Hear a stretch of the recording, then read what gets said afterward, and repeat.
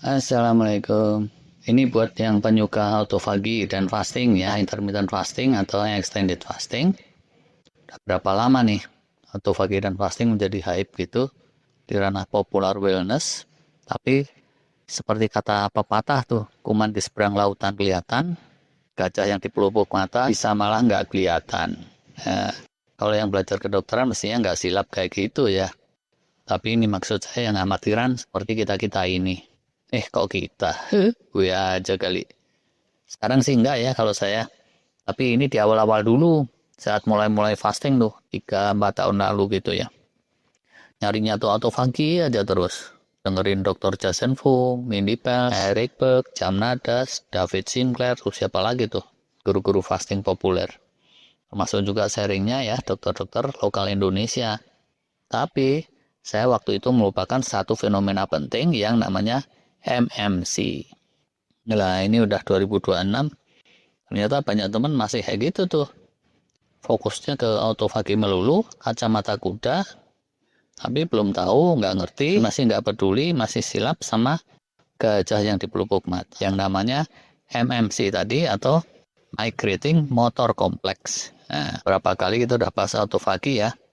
Tapi itu jangkauan yang jauh sebenarnya. Dia baru bisa ngegas, kenceng, kalau kita kosong asupan 16-18 jam. Kayak gitu. Kadang bahkan lebih dari itu. Dan dia itu banyak awalannya. Mesti bakar lemak ketosis dulu dan seterusnya ya. Tapi soal MMC tadi, karena mungkin oleh para pakar yang populer dianggap terlalu teknis ya. Dan adanya di awal banget ya udah suka di skip aja gitu ya. Cuma ini ibarat kalian lagi bingung sama HP dan charger kalian. Waduh, ini kok HP nggak nge-charge ya? Ngulik sana sini, baca buku pendukung apa segala macam, tetap gagal juga. Ternyata 1 jam baru ketahuan tuh. Emang rumah lagi pemadaman listrik sama PLN. Nah, soal kayak gitu nggak ada di buku panduan kan ya? Asumsinya yang nulis panduan ya kitanya mestinya udah tahu sendiri soal itu. Cuma ya bisa silap juga. Semoga sampai di sini dapat ngerti nih. MMC atau Migrating Motor Complex ini apa sih? Nah, ini bagian dari mekanisme kerja standar ya, sistem pencernaan kita. Kalau autofagi itu ngegasnya setelah kita nggak kasup apa-apa di 16-18 jam tadi ya, atau bisa juga kurang dikit dari itu. Nah, MMC ini ngegasnya ya kira-kira setengah jalan lah, setengah waktu sebelum tubuh mulai ngegas autofagi. Habis makan kita mingkem kan ya, mulut berhenti mengunyah, selesai, nggak ada lagi asupan yang ketelan masuk pencernaan.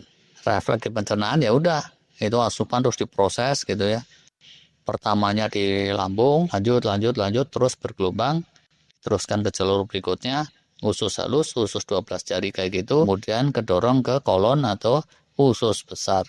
Nah, MMC itu suatu refleks, suatu mekanisme yang terjadi manakala asupan mayoritasnya udah tiba di usus besar.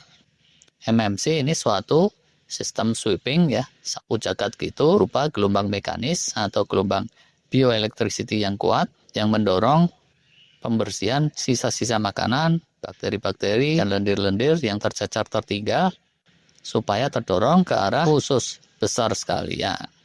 MMC ini akan terhenti kalau kita terus makan lagi. Jadi kacau lah ya kalau kayak gitu. Ini ibarat kayak kalian lomba lari jarak jauh atau lintas alam gitu.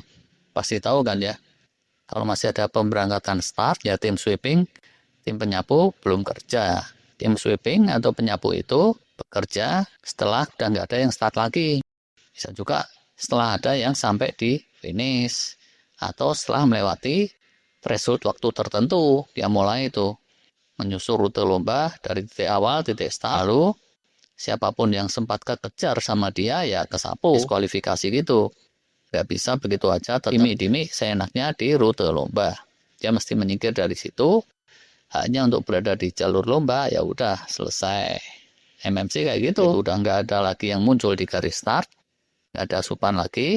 Setelah threshold waktunya, segala sesuatu yang ada di jalur lambung, usus halus, udah selesai, hanya untuk berada di situ. Doronglah sama proses MMC, disapu, sapu jagat, supaya sebisa-bisa semua kumpul di usus besar lah gitu, kasarnya. Nah, udah nggak banyak ya pakar ngomongin MMC di kanal kesehatan populer. Karena asumsinya diskusi itu udah selesai sejak lama. Pemahaman tentang MMC itu udah kira-kira tuntas tahun 1969 lah gitu. Waktu itu ya mungkin banyak dari kalian belum lahir tuh. Atau kalau udah lahir masih dimi-dimi. Atau mungkin ada juga yang keburu jadi culun. Tapi nggak semua ya. Yang paham mestinya ada juga.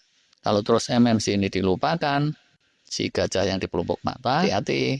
Jurus-jurus sehat kita bisa nggak sempurna juga. Jadi ya, sementara autofagi itu cleansing atau penyapuan di sel-sel di tubuh kita, MMC ini cleansing atau penyapuan di jalur saluran cerna. Sementara autofagi itu ngegasnya mungkin cukup sebulan sekali gitu ya, lewat program fasting tertentu, atau untuk setiap 12 bulan ada masa intensifnya 1 bulan, misalnya saat Ramadan gitu. Nah, MMC ini mesti jadi perhatian kita secara harian. Sekali lagi ya, kalau autofagi cukup sesekali aja, MMC ini mesti jadi perhatian setiap hari. Berbeda juga ya dengan autofagi yang seringnya pas dia ngegas kita nggak jelas tahu tanda-tandanya. Yang MMC ini saat dia ngegas, kadang tanda-tandanya itu jelas sih. Misal nih, satu udah beberapa lama nggak keasup apa-apa, perut kita tuh kerucuk-kerucuk, keroncongan gitu. Nah, itu MMC lagi ngegas tuh. Mekanisme MMC lagi mendorong sebisa-bisa menyapu agar segala sesuatu itu jangan ngedon di lambung atau usus halus, tapi mesti bablas aja terus ke kolon atau usus besar. Itu merupakan mekanisme normal, sehat. Mekanisme yang amat kita butuhkan agar saluran cerna kita senantiasa bersih dari sesampahan dan berfungsi optimal. Kita mesti nyadar ya, secara biologis, manusia itu kayak pepohonan atau tumbuhan. Saluran cerna itu akarnya. Terus apa yang ada di situ itu tanahnya. Atau ibarat tanaman hidroponik lah ya. Yang bersentuhan dengan dinding saluran cerna, yaitu penentu sehat enggaknya kita. Ada yang bilang dia itu penentu utama otak kita yang kedua, atau bahkan bisa juga dibilang otak pertama, dan yang di sekitar unyeng-unyeng itulah yang kedua. Penjuru kesehatan kita salah satunya ya ada di saluran cerna itu. Dan kalau dia nggak optimal keadaannya, dampaknya akan holistik menyeluruh.